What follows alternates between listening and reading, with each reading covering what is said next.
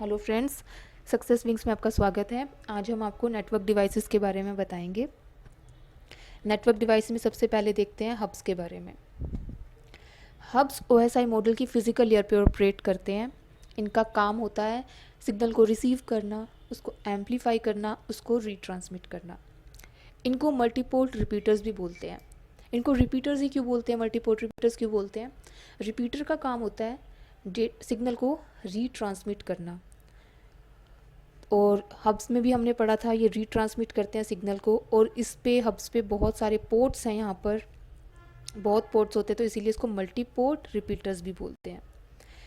Hubs का एक बहुत बड़ा डिसएडवांटेज है कि वो डेटा को फ्लड करता है। मींस कि वो डेटा को, जितने भी कंप्यूटर्स या सिस्टम्स उससे कनेक्टेड होते हैं, वो उन सबको डेटा फ्लड करता है। जैसे कंप्यूटर 1 को डेटा सेंड करना है कंप्यूटर 3 को, तो वो डेटा 3 को सेंड करने के साथ साथ उस डेटा को second computer, fourth computer, fifth computer, इन सबको फ्लड कर देगा। तो ये इसका बहुत बड़ा डिसएडवांटेज है। इसकी वजह से बैंडविड्थ वेस्ट हो रही है, ट्रैफिक इंक्रीज़ हो रहा है। इसका एक और डिसएडवांटेज ये है कि ये सिग्नल एम्पलीफाई करने के साथ साथ जो सिग्नल डिस्टरबेंस होती है एरर की फॉर्म में, तो वो उसको भी कॉपी कर देता है साथ साथ। तो ये इसका डिसएडवांटेज है। तो इससे बेटर ऑप्शन है स्विच यूज़ करना। स्विचेस डेटा लिंक लेयर पे ऑपरेट करते हैं। स्विच में क्या है कि वो डेटा सभी नोड्स को ना भेजकर, सभी सिस्टम्स को ना भेजकर, एक पर्टिकुलर डेस्टिनेशन जो है उसका, उसी को भेजता है वो डेटा। अब इसकी वर्किंग आगे देखते हैं, अच्छे से एक्सप्लेन करते हैं। लेट ये स्विच है, इसके ये 5 पोर्ट्स हैं, इससे ABCD कंप्यूटर कनेक्टेड है। फर्स्ट पोर्ट पे जो कनेक्टेड है कंप्यूटर, उसका मैक एड्रेस ये है। सेकंड पोर्ट पे जो कंप्यूटर कनेक्टेड है उसका मैक एड्रेस ये है। फोर्थ पे जो कनेक्टेड है उसका मैक एड्रेस ये है। फिफ्थ पे जो कनेक्टेड है उसका मैक एड्रेस ये है। लेट इस फॉर्म में कनेक्टेड है स्विच से कंप्यूटर्स। अब इनिशियली स्विच के पास कोई इन्फॉर्मेशन नहीं है, उसको किसी का मैक एड्रेस नहीं पता, किसी भी सिस्टम का। तो अब जैसे ए को डेटा भेजना है अपना सी को, ए कंप्यूटर को डेटा भेजना है सी कंप्यूटर को, तो क्या होगा, वो पहले अपना डेटा स्विच के पास भेजेगा। स्विच के पास डेटा आ चुका है।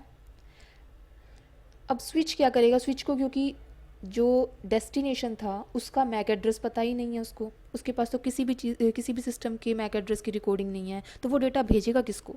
तो वो क्या करता है, वो डेटा फ्लड करता है, यानी वो सभी को डेटा भेज देता है। यानी डेटा ए जाएगा बी कंप्यूटर के पास, डी कंप्यूटर के पास एंड सी कंप्यूटर के पास। अब क्योंकि ए ने डेटा अपना स्विच को भेजा था, तो स्विच क्या करेगा, उसका मैक एड्रेस रिकॉर्ड कर लेगा। ये देखिए इस टेबल में अब इसका मैक एड्रेस रिकॉर्ड हो चुका है। ए कंप्यूटर का जो फर्स्ट पोर्ट से कनेक्टेड था उसका मैक एड्रेस रिकॉर्ड हो चुका है स्विच के पास। अब बी डी सी कंप्यूटर में से कोई भी डेटा अगर ए को सेंड करेगा, क्योंकि स्विच ने तो रिकॉर्ड कर लिया मैक एड्रेस, तो वो डेटा फ्लड नहीं करेगा, वो डायरेक्टली ए के पास, इन तीनों कंप्यूटर्स का डेटा ए के पास सेंड कर देगा इजीली।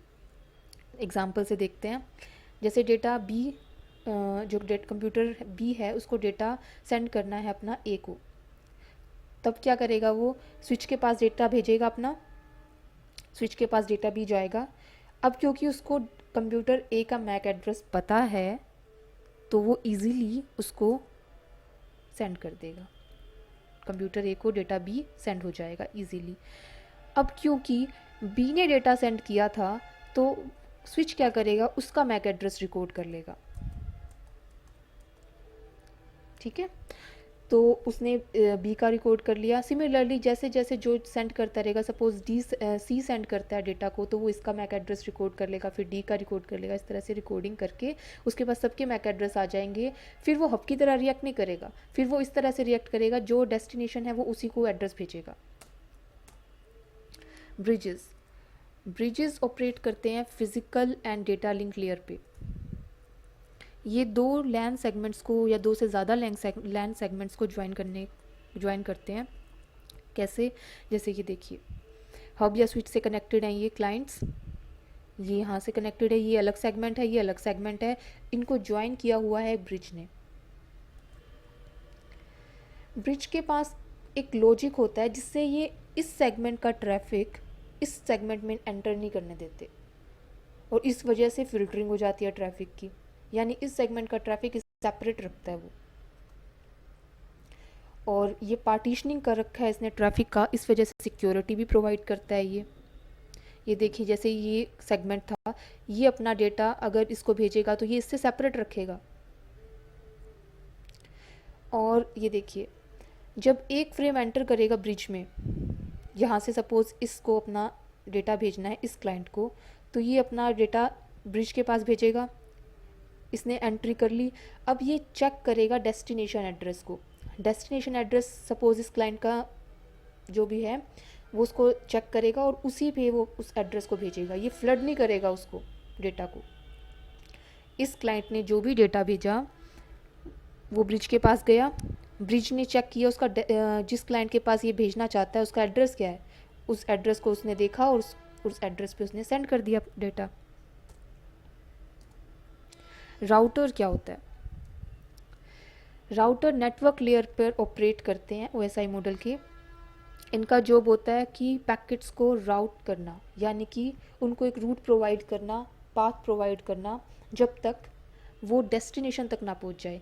देखिए जब कोई सोर्स है वहाँ से कोई पैकेट आ रहा होता है तो पाथ में बहुत सारे नेटवर्क्स आते हैं, उनके लिंक्स आते हैं, तो राउटर का काम होता है कि वो एक पाथ, बेस्ट पाथ जो है वो चूज़ करके, सोर्स से डेस्टिनेशन के बीच में जितने पाथ्स हैं उनमें से बेस्ट पाथ चूज़ करके उस पैकेट को सेंड करता है, फॉरवर्ड करता है।